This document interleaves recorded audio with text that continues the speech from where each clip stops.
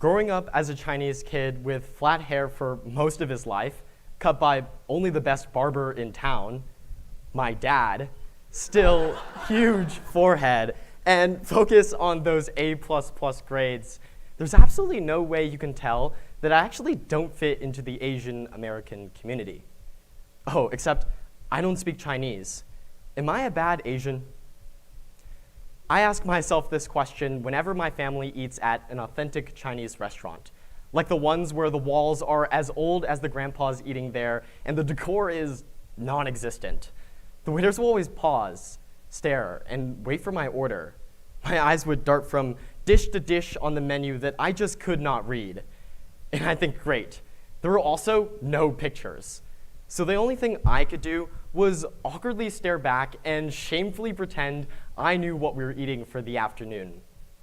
This feeling of responsibility to carry the culture of my elders weighed on my mind for as long as I can remember. To not speak my native language was to let them fade into the past, forgotten, and I was entirely to blame. Today, I'll share my struggles growing up as an Asian American speaking English as his first and only language.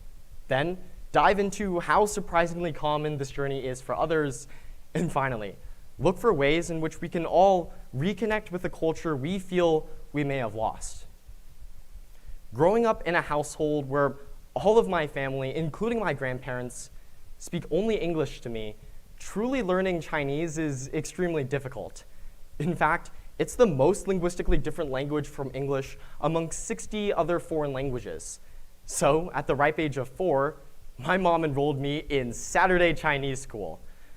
Unfortunately, though, the environment I was in widened the gap between me and proficiency faster than my weekend lessons could close it.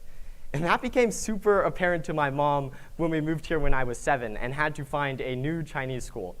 At this new school, the principal wanted to evaluate me to see what was the appropriate level of Chinese to place me into. But when I got to her office, I could only say one Chinese word.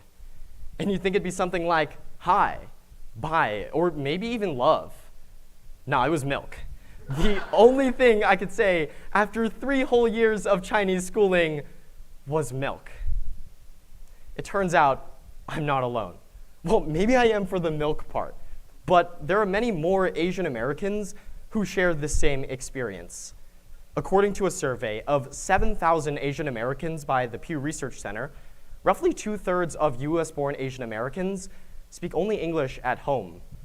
And that trend is further illustrated when you look at the prevalence of ethnic enclaves like China or Japantown in the US. According to the National Historical Trust, there have been 88 Chinatowns in the US, but today, only half of them still exist. So what gives? Why do a significant portion of Asians tend to lose their native language and communities?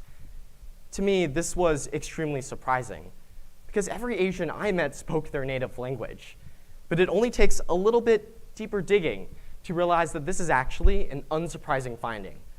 For a lot of reasons, many cite cultural tokenism, neglect, gentrification, or rising rents.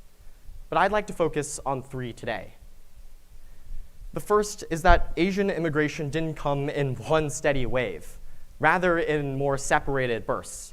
Chinese came in the mid-1800s due to the gold rush and railroad construction. But after racist legislation like the Chinese Exclusion Act, almost all of that Chinese immigration was stopped. In that same period in the late 1800s, Japanese were coming in huge consistent waves. But after the 1924 Immigration Act, almost all Asian immigration ceased. And that lack of newcomers made it extremely difficult to sustain communities large enough to preserve a language that felt more like a quirk rather than a legitimate method of communication. The other reason is the shifting socioeconomic status of newly arriving immigrants today. Those coming to the US now are much more likely to be highly educated and much wealthier than their immigrant counterparts decades ago. You can thank the Immigration Act of 1990, which overhauled the entire US immigration system to favor those highly educated applicants through the H-1B visa program. And guess what demographic makes up over 80% of these applications. That's right, it's Asian Americans. So when Asians arrive today as highly skilled professionals, they're less likely to settle in concentrated streets of San Francisco Chinatown and spread out much more in suburban cities, cities where the environment doesn't necessitate using a native language to navigate everyday life. And finally, there's always this fear of being seen as perpetual foreigners. Always being asked where we're really from made many Asians push for rapid English adoption. Cantonese was my dad's first language, but after my grandparents saw that it impeded his ability to integrate into American schools and learn English, they ceased most of that Cantonese banter in the home. Because for them, speaking perfect English wasn't just about opportunity. It was about survival and about proving we belonged here. So, awesome, right? Everything seems to nudge me towards a more American-like way of life, just like my family wanted. But integration isn't all sunshine and rainbows, because leaning into American culture can feel more disconnecting than empowering.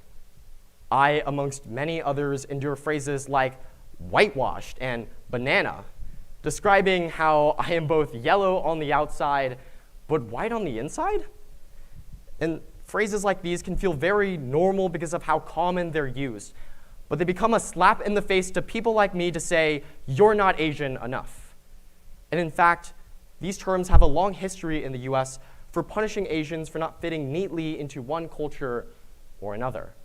In the early 1900s, newspapers used it to mock Asian immigrants for adopting Western dress or names to avoid violence and discrimination.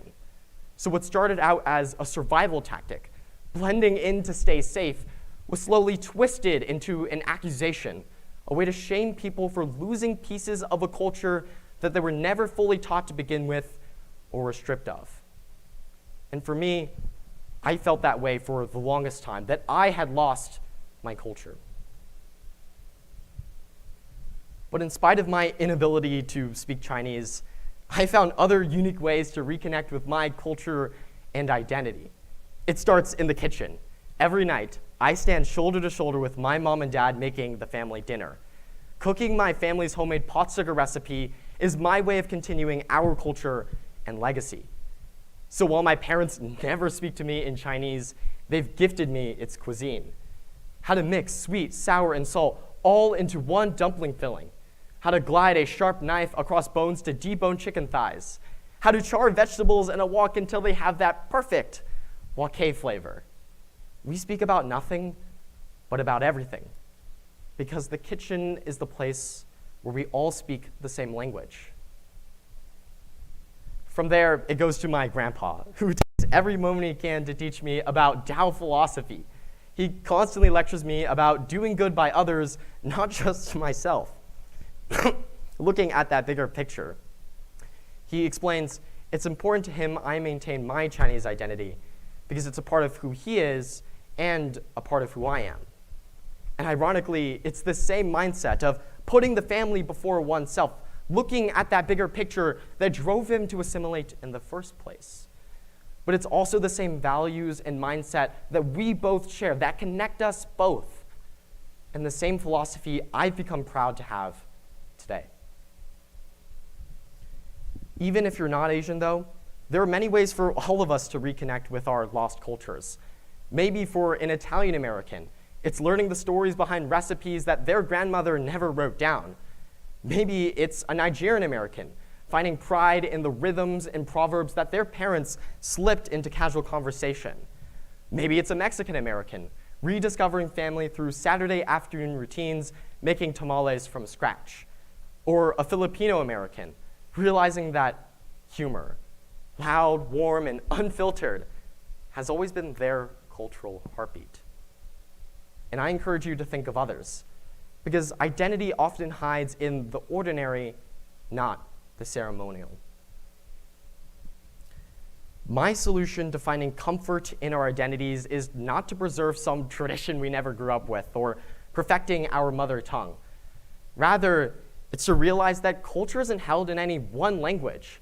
It's held in the everyday ways that we live, care, and connect. I didn't rediscover my Chinese identity sitting in some classroom. I found it cooking dumplings with my parents, in the wisdom that my grandpa imparts on me, and the mahjong I play with my grandma. Because reconnecting with culture was never about looking back at what was taken from us, but about realizing that cherishing what survived matters way more than what we lost. Thank you.